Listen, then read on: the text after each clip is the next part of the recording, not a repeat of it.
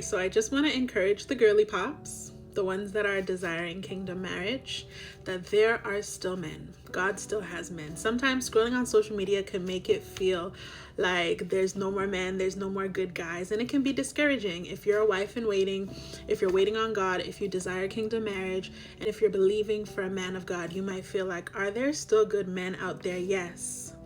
There are still men.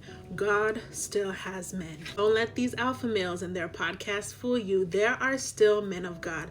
There are still men who will love you like Christ loved the church. There are still men who will lay down their lives for you. There are still men who are providers. There are still family men. There are still men that are living for Christ. There are still men who will meet your standards. There are still men who will prioritize your purity. There are still men that are living holy. There are still men that are loving God. There are still men that are consecrating themselves. There are still men that are fasting. There are still men that are praying. There are still men that are leaning on the guidance of the Lord to figure out who to marry, and they're just not out here dating any girl.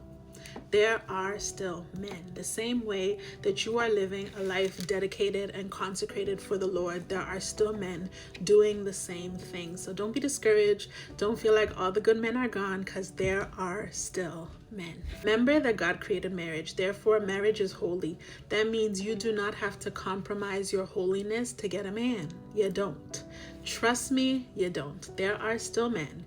There are still men that follow the Bible. There are still men that will meet your standards. There are still men walking in obedience. There are still men. So be encouraged.